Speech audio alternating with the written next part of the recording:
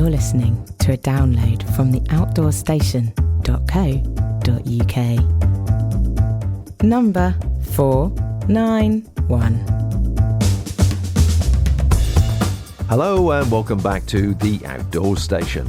I'm your host, Bob Cartwright, and The Outdoor Station has been producing audio and video podcasts for the self-powered traveller since way back in 2005. With a library of almost 500 podcasts and 100 videos, we speak to outdoors folk with stories to tell. Plus, of course, we get outdoors ourselves. Anything, in fact, to inspire people to enjoy a healthy outdoors lifestyle and appreciate the world around us along the way. As I get ever closer to podcast number 500, I feel there's a moment coming to make some changes to the free content and add something new to our output. And this podcast is exactly that. Because it's a 30-minute audio extract from my first hour-long video interview with Katie Jane Endurance regarding her 600-kilometre south to north traverse of Iceland in June-July 2019.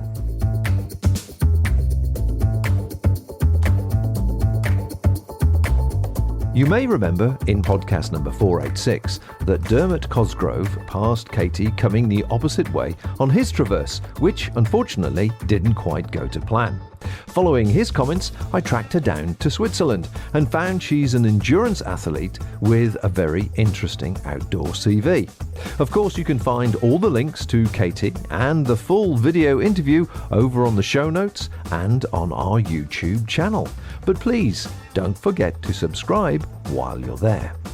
I think Iceland holds a significant curiosity for all outdoors people due to its unique landscape and location. In the video interview, you'll see various animated maps of Katie's route. We zoom into the detail using Google Earth, and Katie talks us through photos from each day of her journey. And that's Katie Jane Endurance, and welcome to the show, Katie. Lovely to have you here. Thanks for joining us. Thank you so much for having me. You have a great experience and of doing a whole variety of endurance events, etc. But Iceland is something different for you. So how did Iceland come about? Iceland came about because of a failed trip earlier this year, back in January. I ended up on a trip that I didn't really want to be on, doing something I didn't really want to do, which I didn't know till I got there. And I had basically set off on a 7-month journey to try and be the first person in the world to run across Europe. And after 6 days, I did the thing I've never done before, and that was quit.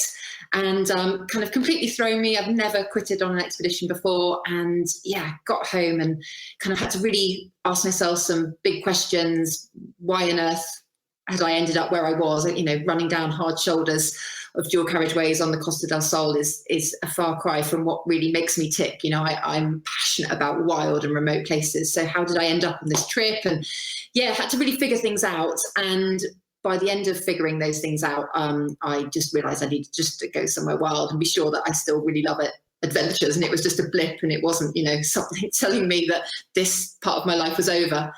And so I also at that point decided to do some qualifications, which I'm currently doing, will take a couple of years, but that was eating into my time and my budget. So I needed to go somewhere really wild and remote, but on a kind of, that wasn't too far away. I couldn't kind of go to far-flung places of the world, and it needed to kind of be a cheap short plane ride away. And I remember a good friend of mine, Al Humphreys, had said to me that Iceland was actually his favourite journey of all. Yeah, that's not too far away, and that's not too expensive a plane ride. And I looked into the middle of it, and it looks pretty wild and remote. So yeah, that's kind of how it came about. It really just ticked the boxes of what I was looking for. And I just wanted to go somewhere that was just a simple adventure for the pure pleasure of going on an adventure. No records, no world first, no racing people. I just wanted to go somewhere where I could just, me and my backpack, and look after myself on a primal level, you know, food, water, shelter, that kind of thing. That's what I love. And I just, wanted to get back to that. And Iceland was the place to go. Well, that's a good start. But this isn't the normal type of adventures or endurance races that you're known for, is it? Yeah, a lot of my other trips have been more kind of inadvertently ended up as a first, or, I'm racing other people against the clock, or I'm trying to do a fast time. They've always been a bit more about struggle, challenge, adversity, whereas Iceland definitely could be like that and throws in a few elements like that. But it was more just about the wilderness and just an adventure rather than putting myself through suffering and pain, which is what I normally do. On your sort of experience there, the one that sort of fascinates me most of all, and we saw a bit in the video clip, was the Great Wall of China walk. I hadn't realised, or I assumed, because that's the only picture you ever see really, is the wall had been maintained for its full length. But obviously, walking its full length as you did, it was quite a different experience. I too had thought the wall was going to be maintained when I came up with the idea of walking the Great Wall of China. I'd seen these, it was on my bucket list. You've seen photos of, wonders of the world, and I'd wanted to go and see it. And so I'd actually met a man, and one of his chat-up line was to ask me to walk him to the North Pole. He was a polar explorer, and obviously know what on earth would I want for, but over several months he convinced me that this was a really good thing. I really wanted to walk to the North Pole and I should join him, and I eventually agreed, but I said, maybe I should try something easier to start, because obviously this adventure world was completely new to me, and so at that point I suggested, why don't we walk the Great Wall of China? I honestly thought it would be a few weeks. I had no idea it was going to take 6 months, be 4,500 kilometers, let alone no one had done the full west to east crossing.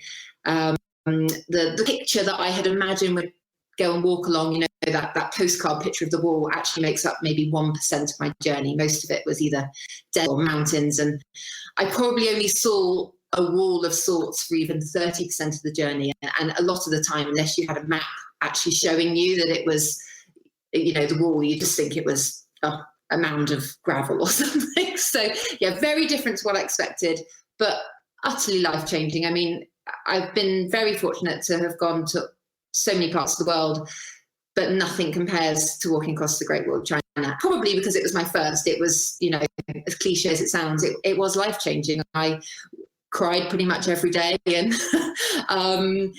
became a different person at the end of it. So the people were incredible, the sights were incredible, the hardship was unbelievable, but I wouldn't change it for the world. It was the best thing I've ever done.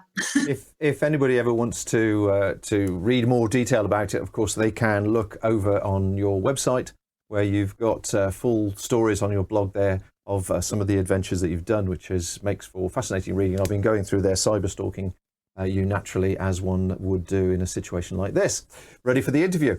Now, but of course, the reason we're here tonight is to talk about the Iceland trip. Fascinating. And you became known to me via Dermot, who obviously you bumped into on, I presume it must have been your last day, and his first.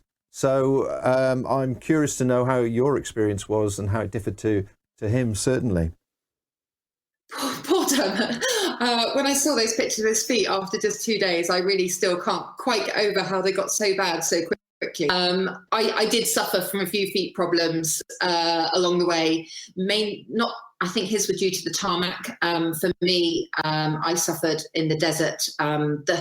The volcanic ash is incredibly sharp. It might look like a kind of grain of sand when you get little bits in your boots, but they're little knives. And I actually had lots of cuts all over the bottom of my feet and between my toes and things, mainly from crossing rivers. And you try and dry your feet the best you can, but the grit still gets in. So yeah, I did suffer for some sore feet, but not blisters in the way he did. So when I saw the pictures after I'd met him, I was, poor guy, but he'll be back next year, I'm sure, to finish the job. But yeah, I saw him on my second to last day, actually.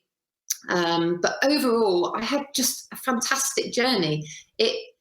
It was such a treat to go on a journey where I wasn't crying all the time and actually had a lovely time. It sounds crazy when you do adventures. You'd think it would all be fun, but it's type 2 fun I generally do, which means it's fun after it's finished. But Iceland was type 1 fun most of the time, which was a real pleasure. I think I had gone expecting it to be harder than it was. Not saying it was easy, but I think my expectations were the rivers were going to be worse. I mean, the weather in Iceland is not great. It's notoriously very, very windy and rainy, but I think I had a good run of weather for Iceland standards. So it just went generally well. I don't have any near-death experiences, which makes a nice change, but doesn't make for such a good story, but it's a nice change for me.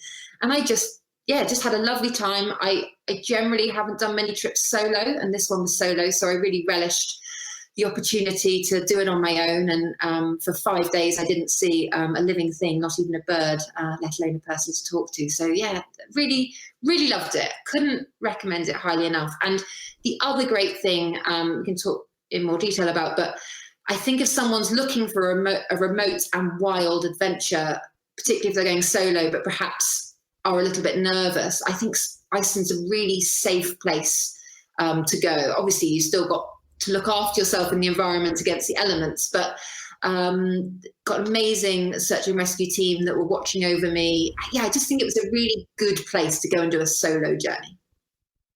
I was fascinated reading your blog post and your diary about it.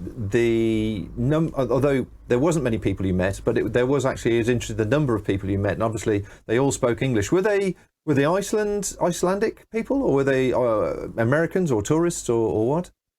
The people doing the traverse? Yeah, not Icelandic. Whenever I met Icelandic people, they were completely flabbergasted by walking across the country. I'm sure some people have, but it didn't sound like many walk across the country.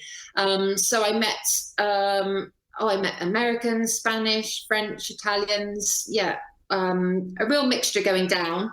That makes it sound like there were lots. There weren't that many. I probably met six people heading similar route to me, but north to south, and I was obviously going south to north. I think from my research, when I was researching the trip, there are a number of blogs out there which give lots of insightful information, lots of pictures and videos, which you can kind of really gather an impression of the place you're going to and help you choose your route. But there weren't that many blogs. So when I got out there and met, 6 or so people, that was more expected, considering, people could have started later or I could have missed them somehow. So I think it's a trip that is done more than I anticipated. It's not an actual route. It's not like the PCT or Appalachia Trail where there's a designed route, but it is something that seemingly every year a good handful to 10 people perhaps are doing it in one way or another. So how difficult is it to get to your start point in the south there? Nice and easy. So it's probably something to add here. So I didn't meet anyone else, and I haven't read about anyone else going from south to north. Everyone else goes north to south. The reason why I went the opposite way was actually because there is a section quite early on, my day 3 and 4, which is a famous trail in Iceland, and I knew it was going to get busy come July, so I wanted to get it done in June. I wanted to feel kind of as if I was in the wild and didn't want to see too many people. That was the only reason really I went from south to north, but it wasn't till I got to my finish line that I realized why everybody else goes north to south, and that is it is a lot easier to get. If you were finishing in the south, you're right there in public transport. There's a town. It's just much easier. So you finish your trip, you're tired, you've had enough, and you can kind of get back to the city, or you can get some accommodation. And that makes perfect sense. And that'll be why everyone else did it that way around. Whereas when you finish at the northernmost point of the island, there's nothing there. There is no public transport for at least 200 kilometers. And I was very lucky. I only walked about 15K before I was able to hitch a ride. But it could have been days. So, unless you have a particular preference, north to south would probably be easier just from a logistics at the end point of view. But also at my start, I did originally plan to start at the true southernmost point, which is just a bit of black sand. But a film crew and some very evil birds prevented that. Normally I'd have been like freaking out and cross that my kind of detailed planning was going to pot. But on this particular trip, again, because I had no agenda, there was no kind of racing anyone or anything else. I just thought, okay, I will walk 25k to a new start point, which is the southernmost building, which is a lighthouse right on, it's a few meters different in, distance down, but it wasn't officially the lowest point of the island. But on this instant, I didn't mind. I thought, okay, I want to start, somewhere official. So the lighthouse seemed good. So I walked there. Pretty much everyone else finishes their journey anyway. So it worked out fine. But it took me 2 goes to start. You're listening to the outdoorstation.co.uk. Bringing you more about the outdoors world. Podcast is a story around self-powered travel. If you walk, run, cycle, paddle, climb, explore or sail, we want to share your adventure, hear your highs and lows, and inspire others to go out and do more. Well, I understood that there was some filming going on and where you're initially intending to start, which was a bit frustrating, I'm sure. But just to continue what you were saying about the actual where you finished, you obviously hadn't sort of researched or planned public transport from that point. But how did the people who started in North get there? So they would have organised some form of taxi or drop-off service, whether it by friend or paying somebody, but they would have actually organised some form of a lift, paid them and got dropped off at the actual start point, which is easier to do pre-expedition than when you're tired and afterwards. Absolutely.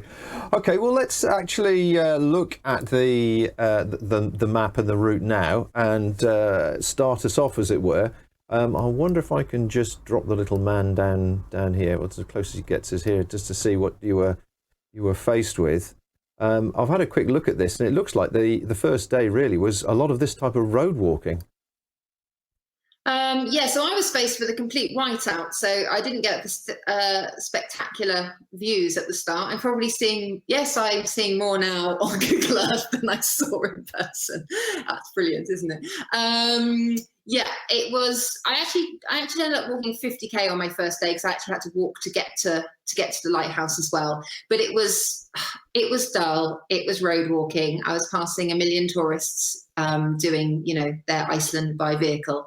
By midday, it was torrential rain, howling gales, and I was pretty unhappy, I have to say. It wasn't, when you've come here to kind of resurrect your love for adventure after a disastrous adventure early in the year, it wasn't the first day that I'd hoped, and I was longing, for it to be over and I could get in my tent. But by the time I got to where I was camping, everything was wet. When I was setting up the tent, everything going in the tent was wet, and it was just a bit of a soggy start, but it got a whole lot better the next day, so I can't complain.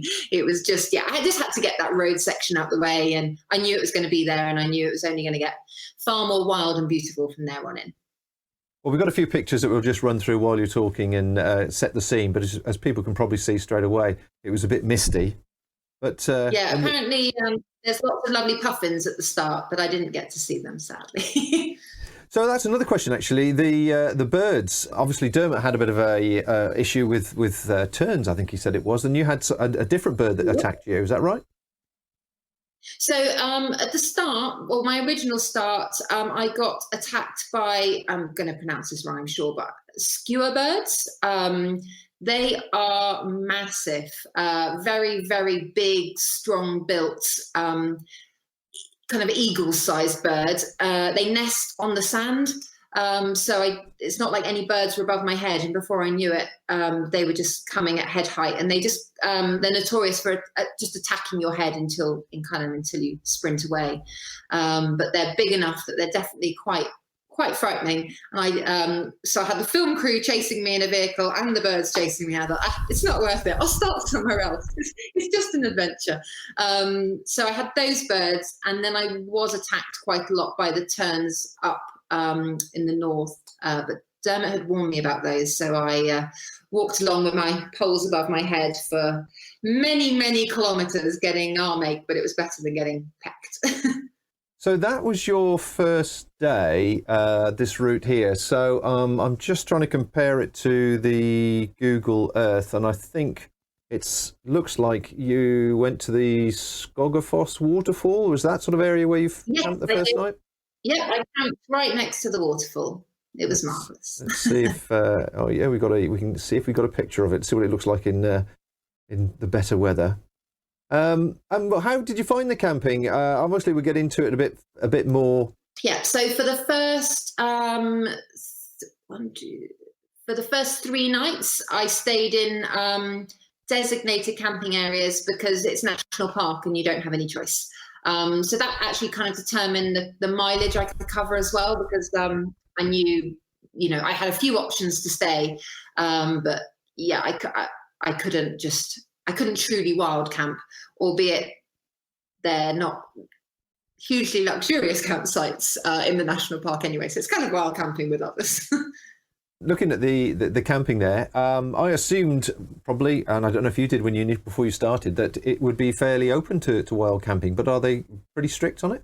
I don't believe wild camping is necessarily, I don't know the legalities, but I think I've read you're not supposed to wild camp anywhere in Iceland officially, because the moss and the grasses are so protected because they're just getting eroded. So they definitely try and keep everyone together, particularly in touristy parts.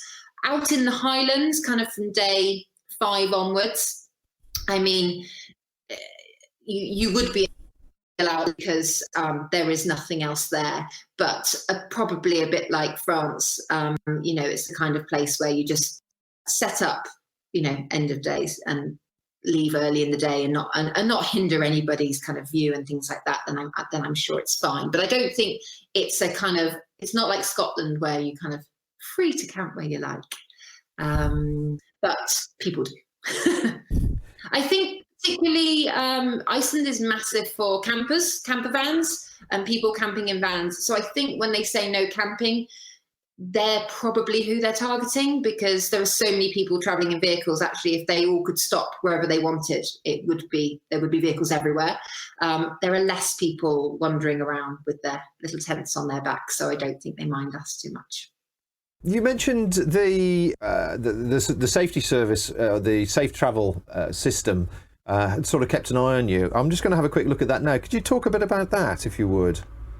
Yeah, it's a fantastic service, and I really stumbled across it. I'm thrilled that I did, but it definitely didn't come. It wasn't as apparent as I kind of expected it to be for something so great. But it's obviously run by the Search and Rescue Services. But what it is it's an informational website, so you can go on and you can see whether there's any hazards or warnings or road closures or anything problematic. Obviously, a lot of it is designed for people doing expeditions on vehicles, especially in the winter. They're forever trying to get stuck vehicles out of places. But they have this great feature where you attach your travel plan. It's quite detailed. You put in every day where you expect to be, on what day, how long you're going to be there, that kind of thing. And then you send it in and they kind of acknowledge that they've got it. So you put all the data in, and then basically the services they're watching you. They know where you're going to be. And if you haven't got there, for several days, then they're going to come looking for you. So it's great to know that kind of someone's looking out for you. They also have a little app that you put on your phone, and with pressing a button once a day, that kind of gives them your GPS coordinates. So it's another way to tell them that you are where you said you were going to be. So I think it's fantastic. I've never come across another country with something like this. Maybe they do exist, but good on Iceland if not, because I think it gives you peace of mind. Obviously, I didn't need it, but I'm sure there are people out there that might end up needing it. So yeah. Well, yeah, the different road conditions. And how did you find it? Did you just stumble across it?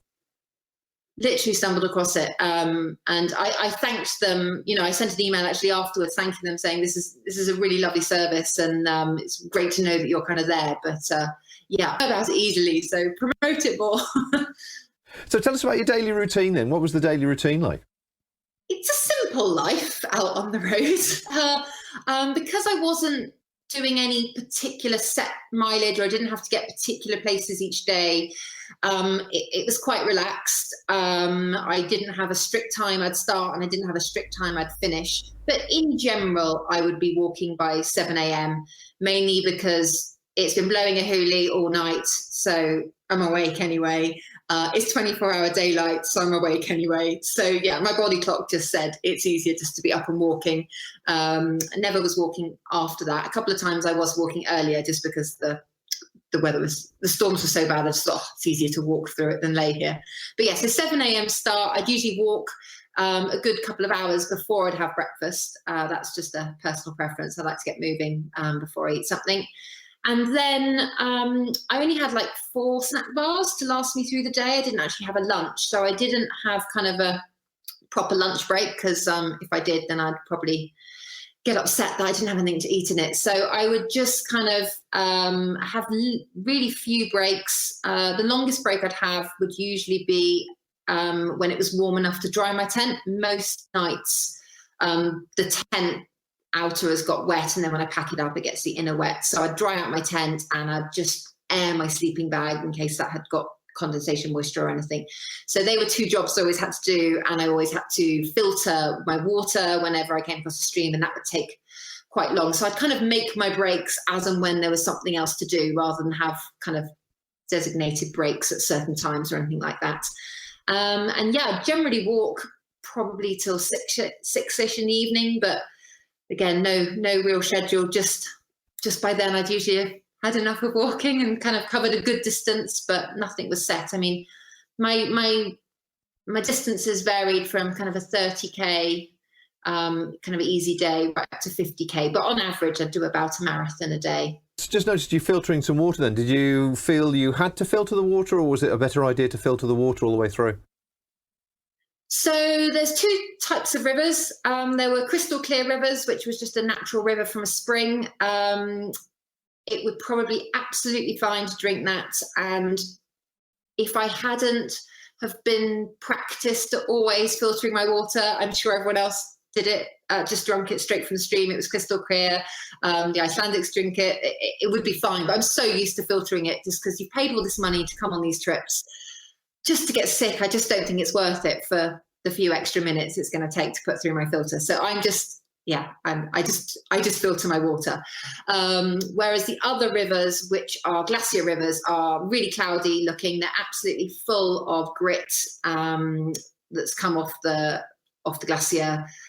Whether they have bugs in or not, questionable, but the grit will make you sick. So if you drank probably even half a litre of that cloudy water, you would know about it. So, but for me, it was just easier to do all my water. If I got water from somewhere and I was just boiling it straight for dinner, then I wouldn't. If I was camped at a river and I was boiling it, then I wouldn't filter it if it was from a clear river. But so how many hot meals did you have a day then? One, just one. Just the evening. So I had a fire pot evening meal. Yeah, I have my food here. So I have one of these in the evening. Not sponsored by Firepot, but having tried pretty much every brand out there, personally, I think they're the one that tastes like real food.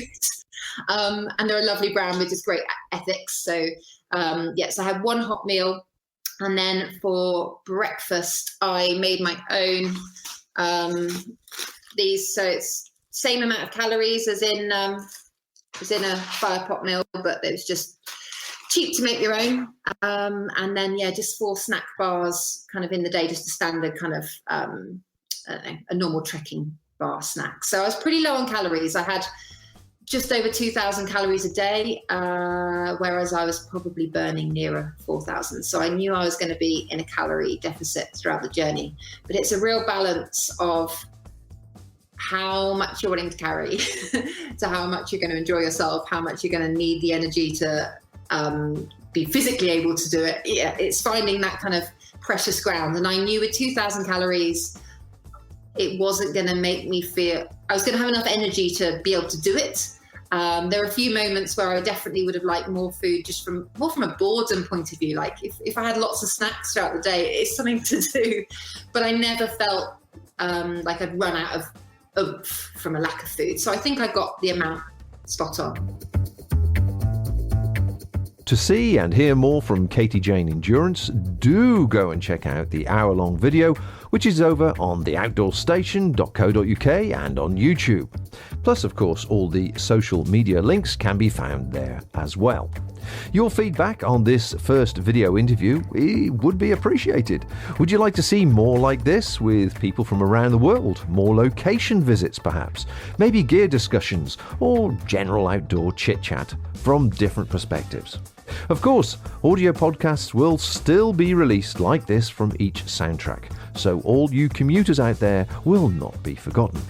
My thanks to Katie Jane, of course, for taking the time to chat and her patience while we overcame various technical difficulties. With podcast number 500 looming, I need to do something special, so your answers on a digital postcard, please. Just put them in the show notes. Until next time, folks, take care out there and bye for now. Thank you for listening to this podcast. To hear or see more from our extensive free library, please visit theoutdoorstation.co.uk.